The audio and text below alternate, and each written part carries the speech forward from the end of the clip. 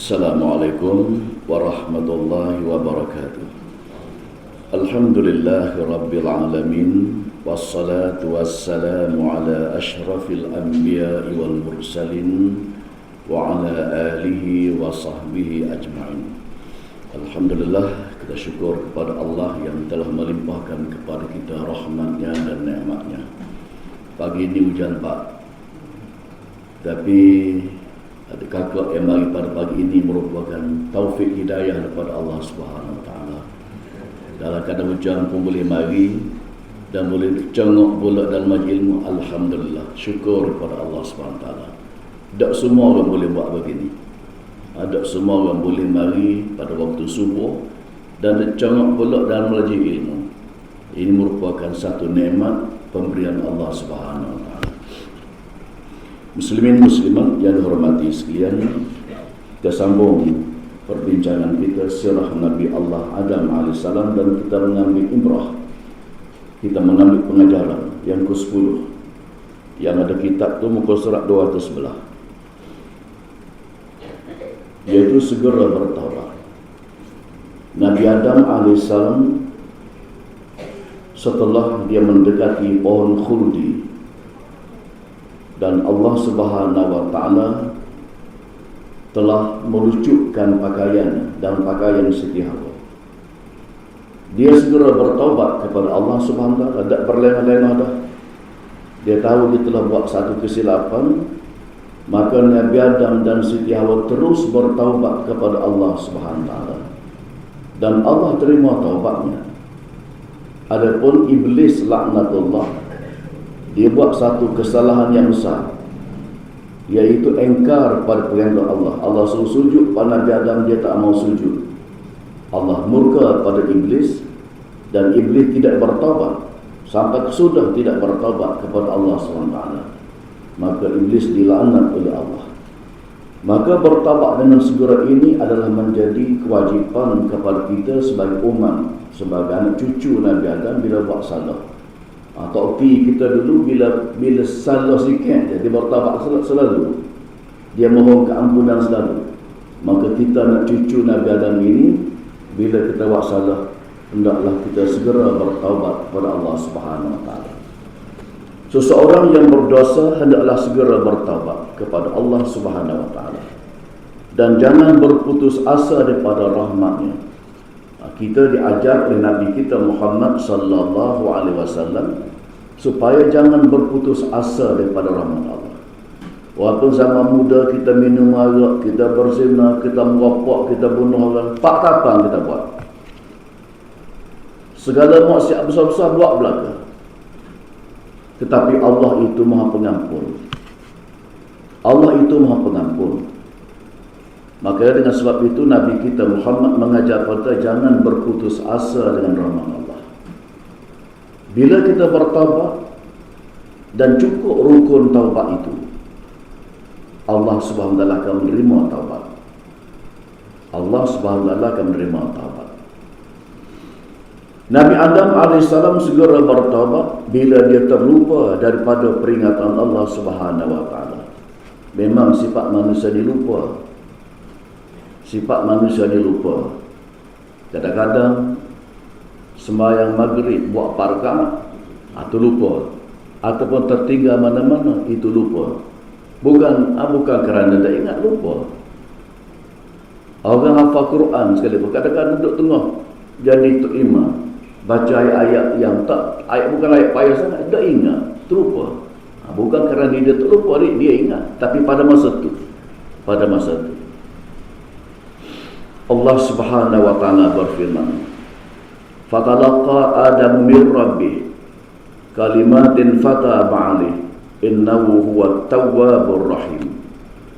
Kemudian Nabi Adam menerima daripada Tuhannya beberapa kalimat, kata-kata pengakuan taubat yang diamalkan. Lalu Allah menerima taubatnya.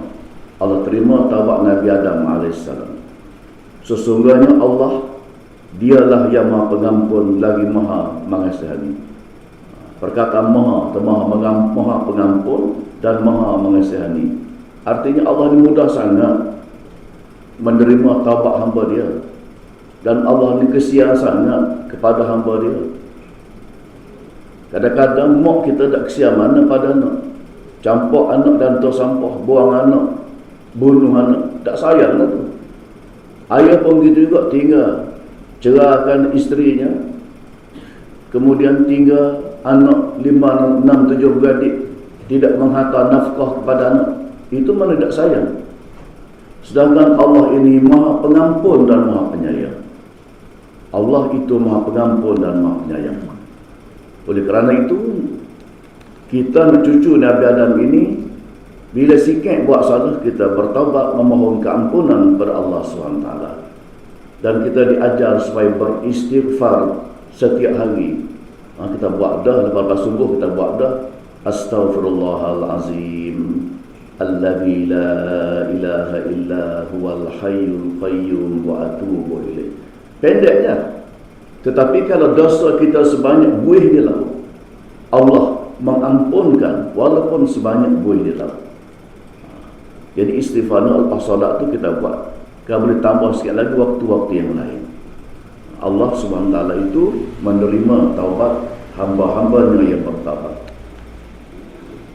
Taubat Nabi Adam diterima oleh Allah SWT kerana menepati rukun taubat. Menepati rukun taubat. Rukun taubat yang pertama, perbuatan dosa pada nyesal. Menyesal pada. Sekarang berhenti, tak buat. Akan datang, tidak akan buat lagi. Berikrar pada diri sendiri, berazam tidak akan buat lagi pada masa-masa yang akan datang. Kalau dosa kita dengan Allah mudah kira dosa kita dengan Allah. Tetapi kalau dosa dengan sesama makhluk, kita minta maaf dengan makhluk lah. Kena minta maaf dengan makhluk lah. Kalau kita buat fitnah, kita ngumpat umpamanya cara orang, suka sangat cara orang umpamanya, kena pergi depan tuan dia tu, kena minta maaf, saya ngumpat dulu, saya kata gini. Tu kalau kita dengan makhluk. Kalau melibatkan benda, kita tak balik barang yang kita ambil orang. Ataupun tak ada ialah gati. Sama ada gati dalam bentuk barang juga, atau bergati dalam bentuk piti dan seumpamanya. Itu keedah untuk kita mendapat keampunan daripada Allah SWT. Kita dengan Allah mudah, kita dengan makhluk ni payah sikit. Sesiapa saja yang bertaubat akan diterima taubatnya oleh Allah SWT kerana dia Maha Pengampun. Maha Pengampun. Allah ni Maha Pengampun. Dengan Allah lah tempat kita memohon keampunan, bukan dengan makhluk. Bukan dengan makhluk. Dengan Allah kita minta ampun, bukan dengan raja, bukan dengan agung kita minta ampun. Dengan Allah kita minta ampun kerana dia tu Tuhan kita, Khalik. Kita ini makhluk, kita ini hamba. Maka hamba kena minta ampun dengan Tuhan. Adapun manusia ni sama jangan martabat dengan kita, kecuali orang yang bertakwa lebihlah martabat dia. Orang yang berakhlak tinggi lebihlah martabat dia. Orang beriman lebihlah martabat dia. Janganlah berputus asa daripada rahmat Allah. Jangan berputus asa daripada rahmat Allah Subhanahu Wa Taala selagi pintu taubat belum ditutup. Pintu taubat ditutup oleh Allah Subhanahu Wa Taala bila nyawa berada di halqum. Bila nyawa ada waktu sakaratul maut, sini dah dekat dah. Hampir-hampir nak mati dah, maka pintu taubat tertutup baginya, bagi orang tu.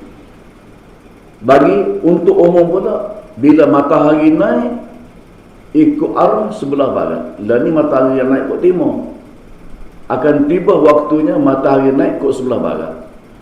Pada masa itu juga pintu taubat ditutup oleh Allah Subhanahu Wa Taala pada masa itu. Kita mungkin ada anak situ tu. Mungkin anak cucu kita sampai di peringkat itu. Sekarang tanda-tanda ke zaman banyak dah. Banyak dah tanda-tanda ke zaman ni. Sebagaimana disebut oleh Nabi SAW dalam hadis-hadis baginda. Banyak dah. Taubatnya diterima oleh Allah SWT kerana menepati taubat Nabi Adam ini.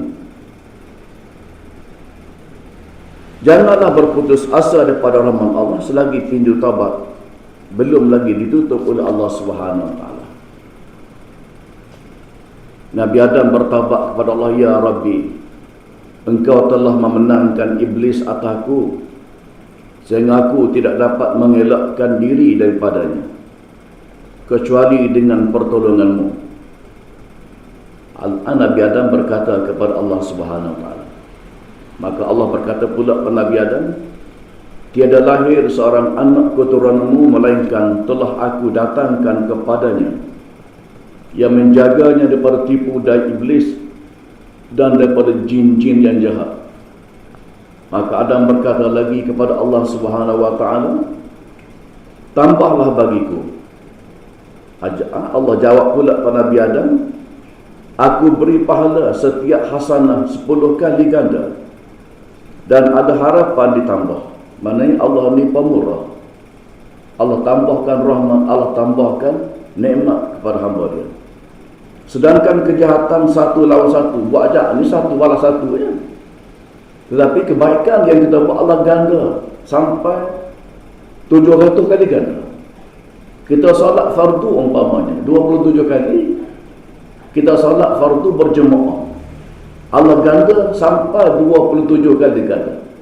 Kalau tak khusyuk sekalipun, tetap dapat jaminan 27 kali ganda. Orang yang menginfakkan hartanya pada jalan Allah, Allah ganda sampai 700 kali ganda. Mana pemurah Allah SWT.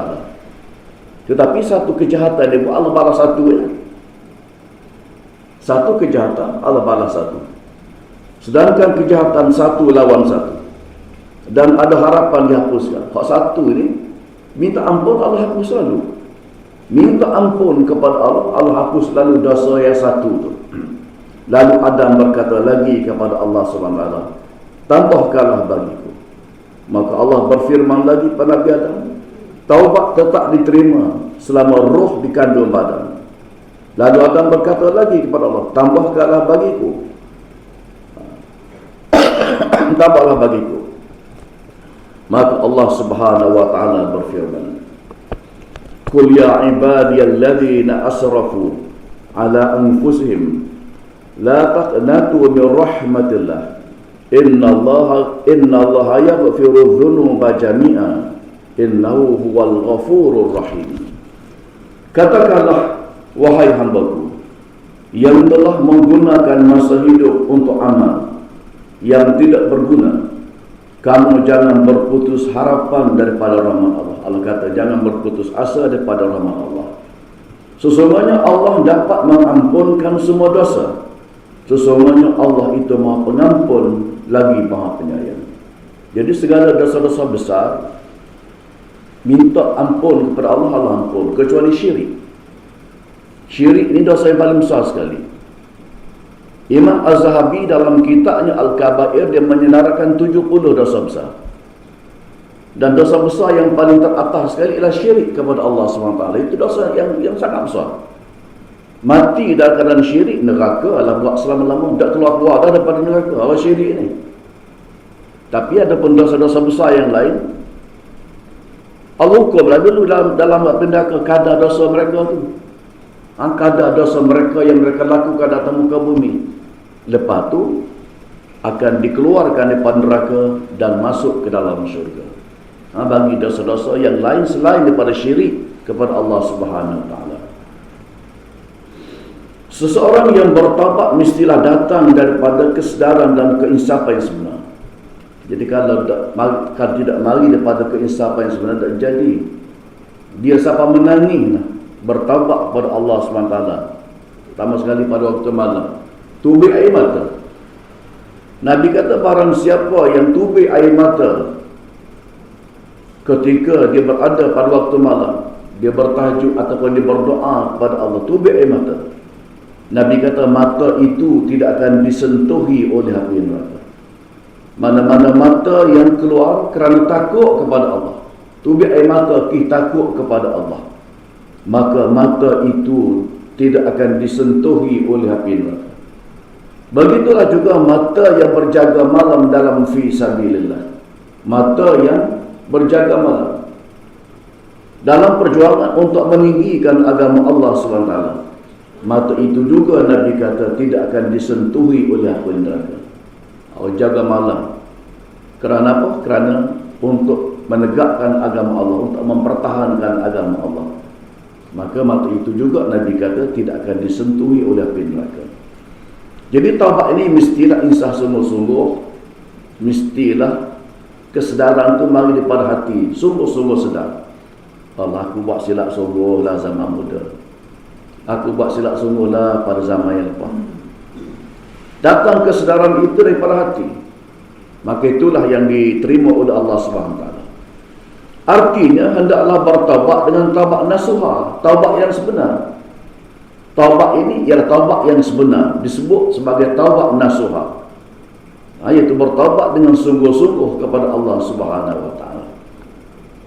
Imam Al-Ghazali menyatakan, taubat nasuha ialah taubat yang tulus ikhlas.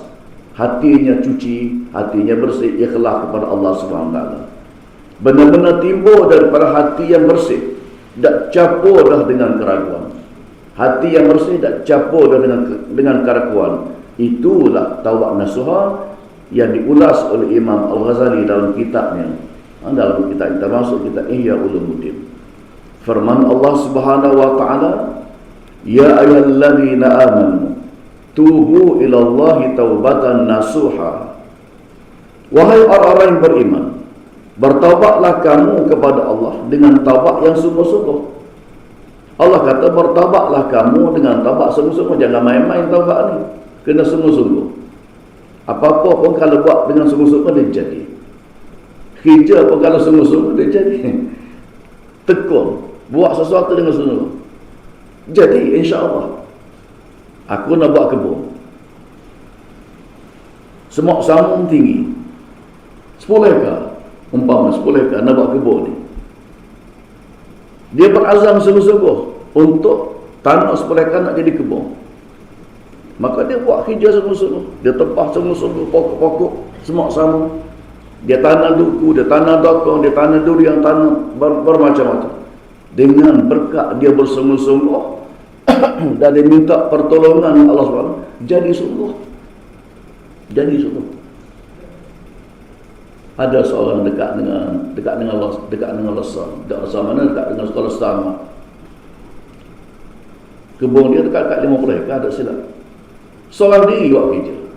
Tanah duku, tanah rambutan, tanah lebih besar. Musaking dia tanah. Jadi dia berkat bersungguh-sungguh dia buat kerja. Dia pergi pagi petang dia balik. Solat situ dia. Itu satu sudut. Begitulah juga pelajar kat sekolah. Haji ni berjaya ni dia bersungguh. Dia istiqamah. Itulah yang saya pesan pada pelajar-pelajar saya, murid-murid saya kat MT itu. Biasa saya pesan budak-budak ni, kalau nak berjaya, satu daripada rukun untuk itulah istiqamah. Kena istiqamah. Istiqamah ni memang hebat. Ada kesannya bagi mereka yang istiqamah. Saya buat banding macam air titik jatuh atas batu. Titik tak. Air ni lembut, batu tu keras. Tapi oleh kerana istiqamahnya air tu bertitik atas batu, lama-lama batu jadi lekang. Sekerah-kerah batu tu, batu jadi lekang. Maka manusia lebih mudah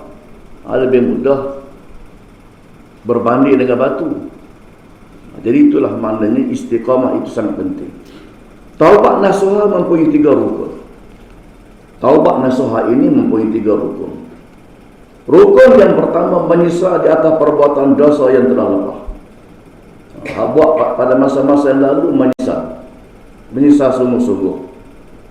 Kemudian yang keduanya, menghentikan perbuatan dosa serta-merta. Berhenti itu. Duk tengah buat maksiat kita berhenti itu. Bukan mudah. Orang isap rokok boleh berhenti. Padahal rokok ni bukanlah berat sangat kan nak kira. Tapi boleh berhenti. Kalau nak berhenti, boleh berhenti. Apatah lagi orang yang dah jadi ketagih dah buat maksiat. Dah jadi ketagih. Dia nak berhenti bukan mudah. Tapi dia boleh berhenti serta merta ni. Itu rukun yang kedua. Yang ketiga, berazam dengan sungguh-sungguh tidak akan mengulangi perbuatan dosa pada masa yang akan datang. Ini azam ni kadang-kadang orang kuat boleh lah. Orang yang tak kuat dia ulang balik. Macam budak-budak penyakit dadah umpamanya. Masuk di pusat serenti. Di pusat serenti ni guru-guru agama ada. Ada guru agama. Dia beri penerangan tiap-tiap hari. Dia beri penerangan supaya insaf. Supaya insaf ke diri budak-budak dadah di pusat serenti. Kemudian dia beri pelatihan kerja. Yang bersifat vocational lah. Supaya budak ni berhenti. Tapi bila balik kampung, temu kawan-kawan pula. Temu kawan-kawan hak sedia ada kampung. Isap pula dadah. Ini masalah. Bila berkawan dengan orang yang tidak baik, dia jaki. Bila berkawan dengan orang baik, insya-Allah dia jadi baik. Sebab itulah Nabi kata, kalau kita pergi, dia banding, Nabi bandingan, pergi ke tempat orang yang jual minyak wangi, walaupun tak beli minyak wangi itu, setidak-tidaknya wangi itu dapat kita cium baunya, dapat kita seduk baunya. Setidak-tidaknya, apatah lagi kalau beli. Kalau beli, kita dapat guna minyak wangi itu. Itu bandingan yang disebutkan oleh Rasulullah sallallahu alaihi wasallam. Berkawan dengan orang baik jadi baik, berkawan dengan orang tidak baik akan jadi tidak baik. Jika ketiga-tiga rukun tersebut disempurnakan, mana buat dengan molek, buat ikut cara baik, tiga-tiga rukun itu disempurnakan, maka terangkatlah dosa. Maka terangkatlah dosa yang ada hubungan dengan Allah Subhanahu Wa Taala. Dosa yang kait dengan Allah, Allah hapuskan. Bila cukup tiga rukun ini, maka dosa yang ada kaitan kita dengan Allah, Allah ampun, Allah hapuskan. Tetapi jika dosa yang membabitkan makhluk, yang membabitkan sesama manusia, maka perlu diselesaikan di peringkat manusia. Perlu diselesaikan sesama manusia, sesama makhluk ini. Jika berkait dengan kehormatan dia, kita menjatuhkan maruah dia, kita menghina dia, kita menyebabkan keaiban dia, hendaklah pergi minta maaf kepada dia. Kita pergi minta maaf kepada dia. Jika berkaitan dengan hartanya, hendaklah kita pulangkan hartanya itu, ataupun kita ganti balik. Kita ambil cok dia umpamanya, cok buaya. Dia tengah sayang lagi cok buaya. Kita ambil dan kita hantar. Padahal cok itu hak orang. Jadi kena hantar. Kalau benda tu dah hilang, kena ganti. Kalau tak ada juga, nilai dan bentuk piti, bayar dan bentuk piti. Pergi cari tuan dia tak ada, dah mati dah. Dah anak dia tak ada juga, anak dia cucu tak ada juga, cucu dia tak ada cucu. Kalau kita nilai harga tu, air ke surah ni, boh dia tabung surah ni. Niat kepada tuan dia, niat kepada tuan dia. Gitu ya cara dia bagi barang yang kita ambil hak orang. Jika berkaitan dengan jiwa, dibunuh, hendaklah bersedia menerima hukuman kisos. Kalau ayah kepada budak yang kita bunuh itu, saya maaf lah awak ni muda lagi, saya maaf awak, sesat. Dan Islam ni mudahnya, dan Islam mudah. Tetapi kalau ayah dia tak maaf, kena hukum bunuh. Kalau ayah dia kata, saya dah maaf awak, anak saya ni anak yang saya sayang sekali ni, awak bunuh anak saya dah maaf. Bila tidak maaf, maka terpaksalah dihukum sama dengan hukum, sama dengan apa yang dibuat itu. Hukum bunuh juga. Hukum bunuh. Orang yang bertaubat dengan sungguh-sungguh akan diterima oleh Allah Subhanahu Wa Taala. Orang bertaubat sungguh-sungguh, Allah terima. Seseorang yang telah diterima taubatnya berarti dia mendapat keuntungan dan kejayaan yang sebenar. Orang yang terima, yang Allah terima taubat itulah orang beruntung. Kalaulah kita ni, kita dapat banyak keuntungan kita jual buah-buahan kita pada musim buah lah. Kita ni pokok duku ada dekat dengan 200 batang pokok duku. Kita jual pokok buah duku, kita dapat banyak. Itu kecil je keuntungan. Walaupun 200 batang pokok duku, ataupun kita ada 1000 pokok kelapa. 1000 pokok kelapa. Banyak hasil tu. Mak Tafi Batarbiyah tanam pokok kelapa dekat Sungai Ikan. Lebih daripada 1000 batang. Jadi kalau tanam banyak, hasil banyak, itu kecil je. Kecil je. Walaupun kita rasa banyak dah. Sekali-sekali untuk dapat 20,000 titik umpama. Kecil. Tapi bila Allah mengampunkan dosa, itulah yang besar. Itulah yang paling besar bila Allah mengampunkan dosa. Seseorang yang telah diterima taubatnya berarti dia mendapat keuntungan dan kejayaan yang sebenarnya. Wa tubu ila Allahi jami'a ayyuhal mu'minuna la'allakum tuflihun.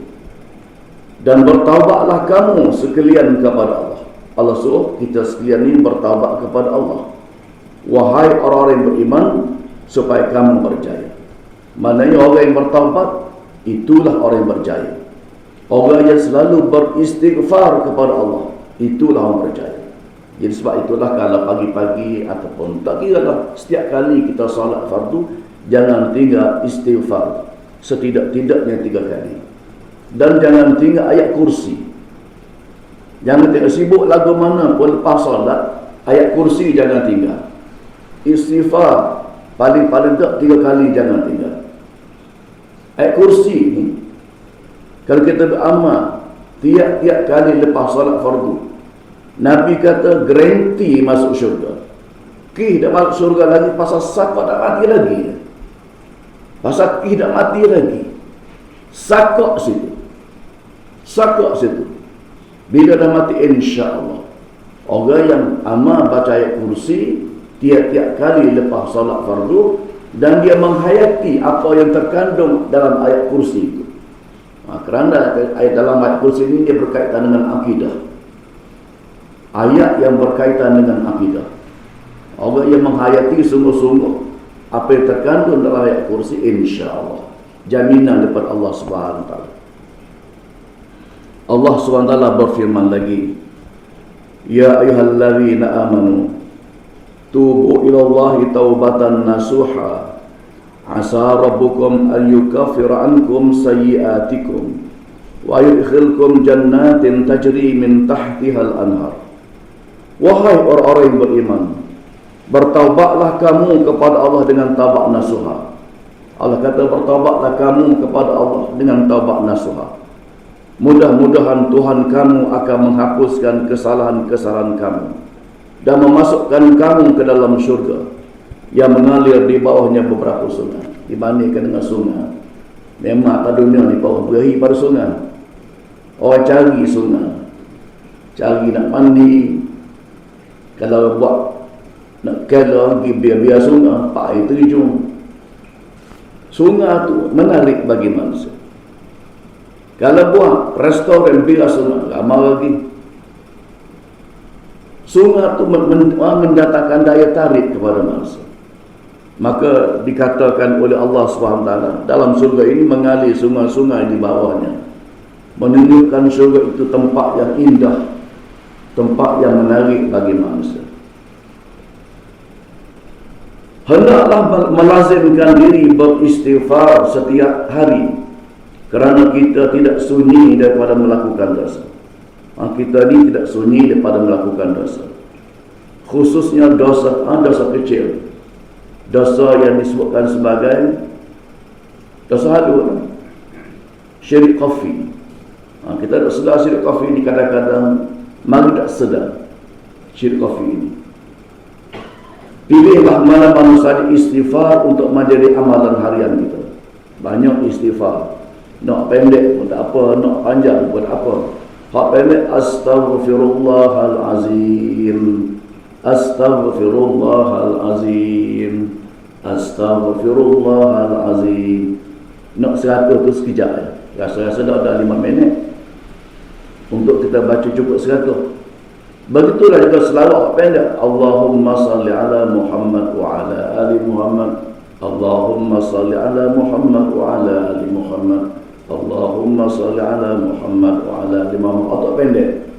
Tak pendek. Nak panjang pun tak apa. Panjang banyak.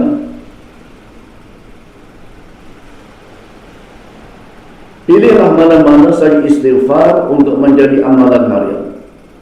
Abdullah bin Mas'ud berkata, sesiapa yang membaca istighfar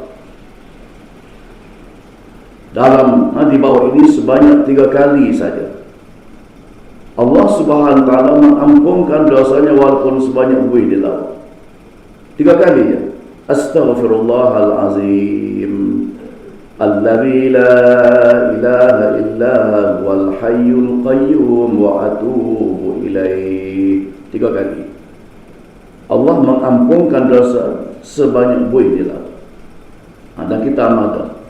Orang yang solat berjemaah, biasalah kita baca sama-sama 3 kali. Paling tidak. Allah SWT mengampunkan walaupun sebanyak buih di laut. Ghufirat lahu dhunubuhu walau kanat mithla badi bahri. Orang hebat ialah orang yang cepat menyadari kesilapan. Ini orang hebat. Bila dia buat salah, dia cepat dia sedar dia salah. Itu orang hebat. Bila dia buat salah silap je, dia pun sedar dia buat silap. Lalu dia segera minta maaf kepada manusia yang ada kaitan dengan dia, dan dia memohon keampunan kepada Allah Subhanahu wa taala. Ini orang hebat. Orang hebat ni bukan orang gagah, bukan orang sadar. Akak guni beras 1 tan, main-main je akak 1 tan. Itu bukan orang hebat. Supaya subuh dah setabuk. Tubuh gagah molek, sadu. Ataupun pelari yang pecut, seminit boleh siapa hujung sana, seminit lari kuat hebat. Ataupun lain-lain lagi, itu bukan orang hebat.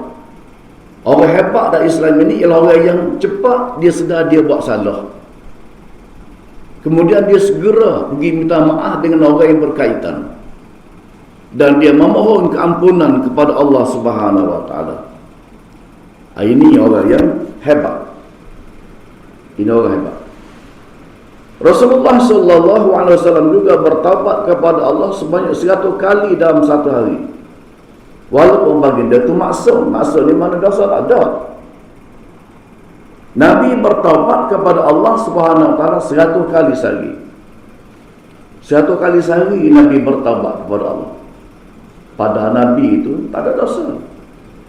Ya ayuhan nas, tubu ila Allah wastaghfiru fa inni atubu fi yaumi mi'ata marrah. Nabi sallallahu alaihi wasallam menyatakan, hai sekalian manusia, bertaubatlah kamu kepada Allah dan beristighfarlah kepadanya, maka sesungguhnya saya bertaubat setiap hari sebanyak 100 kali. Nabi kata saya setiap hari 100 kali bertaubat. Nabi yang tak ada dosa bertaubat kepada Allah 100 kali. Dalam hadis yang diriwayatkan oleh Imam Bukhari, baginda bertaubat sebanyak 70 kali. Ada hadis pula sebut 70 kali. Ada hadis sebut 100 kali. Nabi dia bertaubat kepada Allah SWT. Wallahu inni la astaghfirullah wa atubu ilaih fil yaumi akthara min 70 marrah. Nabi kata saya telah mendengar Abu Hurairah mendengar Nabi berkata, Nabi kata, demi Allah sesungguhnya saya beristighfar, minta ampun dan bertaubat kepada Allah setiap hari lebih daripada 70 kali. 70 kali ke 100 kali ke boleh belaka. Nabi buat belaka.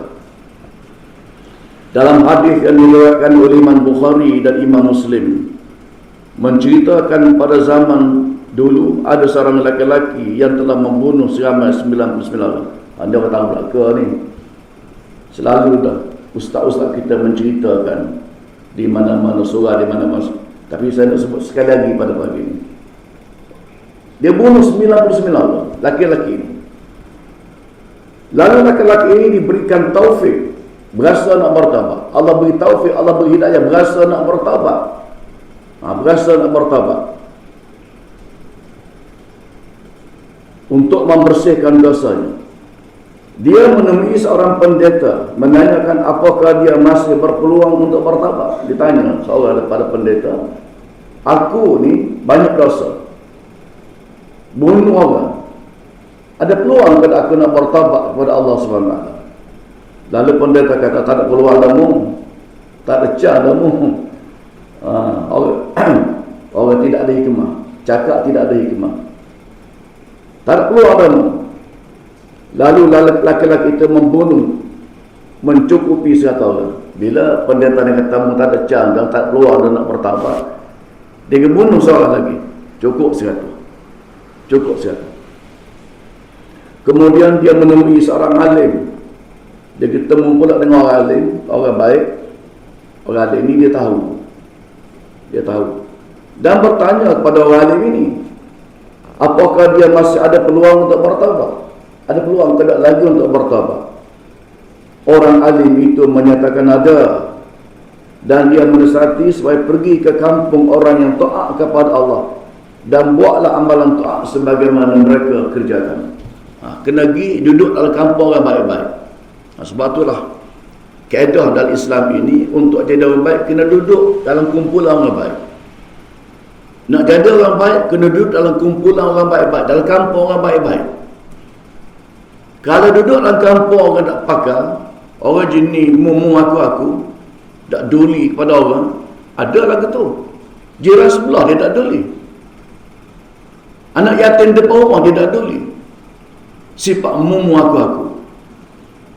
Jadi kalau duduk dalam masyarakat yang tidak baik, kita pun jadi penuh. Duduk dalam masyarakat yang rajin berjemaah, duduk dalam masyarakat yang baik akhlaknya, insya-Allah, maka kata ulama ni pergi ke tempat kampung orang baik-baik, beramallah sebagaimana mereka tu beramal. Tiba-tiba dalam perjalanan nak pergi ke kampung itu, dia mati, rebah mati dalam perjalanan nak pergi ke kampung orang baik-baik ni. Maka malaikat rahmat dan malaikat azab pun datang untuk mengambil laki-laki ni, anak bubuk ni, malaikat rahmat dengan malaikat azab. Maka berkata malaikat rahmat, laki-laki ini telah berjalan untuk bertaubat kepada Allah dengan sepenuh hatinya. Malaikat azab pun berkata, dia belum membuat kebaikan, dia tak buat lagi. Dia baru jalan lagi, dia baru tak buat lagi, tak buat apa pun lagi. Kata malaikat azab. Di tengah-tengah pertengkaran di antara dua malaikat ini, datang malaikat lain jadi pengadil. Mari pula malaikat yang ketiga jadi pengadil. Jadi pengadil. Maka malaikat jadi pengadil ini berkata, ukur jarak antara tempat kematian dia itu dengan kampung orang durhaka yang telah ditinggalkan dengan jarak kampung orang yang taat yang sedang dituju. Ukur. Dia mari daripada kampung orang jahat-jahat ni, mati sini. Ukur sepanjang mana? Tempat dia mati ni ukur pula dengan tempat yang dituju, sepanjang mana pula? Kata malaikat yang jadi pengadil ni. Setelah diukur, jarak tempat kampung orang yang baik yang sedang dituju itu dekat sedekah aja. Dekat sedekah lah. Berbanding dengan kampung yang orang jahat yang telah ditinggalkan itu. Dekat sedekah aja. Maka malaikat rahmat memegang rohnya. Malaikat rahmat memegang rohnya. Kisah laki-laki ini menggambarkan Allah menerima taubat orang yang ikhlas memohon keampunan daripadanya. Jadi orang ikhlas, orang yang nak bertaubat sungguh-sungguh, walaupun bunuh 100 orang. 100 orang ni bukan sikit. Bukan sikit 100 orang. Jumlahnya sangat banyak. Yalah, kalau kita nak banding dengan tentera Tatar zaman dulu. Tentera Tatar ni tentera daripada Mongolia. negeri Altantuya Seribu. Tentera Tatar ni, puak-puak yang terkenalnya Kublai Khan, Genghis Khan, Hulagu, ini nama-nama terkenal. Pahlawan belaka, hebat-hebat belaka. Bila dia masuk serang negeri orang, dia masuk ke India, dia masuk ke Afghanistan, akhir sekali masuk negeri Iraq, dia bunuh penduduk negeri itu bukan sikit, bertambung macam anak bukit, bertambung-tambung, beribu-ribu dibunuh macam anak bukit. Dia masuk ke Iraq, tentera Tatar ni, dia bunuh orang Islam di Iraq. Ramai. Dibunuhnya cukup ramai. Kemudian kitab-kitab yang ditinggalkan oleh ulama-ulama yang terkenal pada zaman itu dicampur dalam sungai. Kitab-kitab dicampur dalam sungai, siapa? Sungai itu boleh niki, orang boleh jalan atas kitab untuk menyeberangi sungai. Jahatnya tentera-tentera Tatar ni. Tetapi oleh kerana Allah nak bagi hidayah kepada dia, kepada orang Tatar ni, lepas pada itu ada yang memeluk Islam, dan kerajaan Tatar kemudiannya menjadi pemerintah, menjadi kerajaan di India lebih kurang 300 tahun. Pernah memerintah di India ratus tahun lamanya. Jadi muslimin muslimat yang dihormati dan dikasihi sekalian, kita setakat itu dulu pada pagi ini. InsyaAllah kita akan sambung perbincangan kita dalam kuliah yang akan datang. Masih lagi kita mengambil imrah daripada sirah Nabi Allah Adam AS. Wallahu alam, wabillahi taufiq wal hidayah. Wassalamualaikum warahmatullahi wabarakatuh.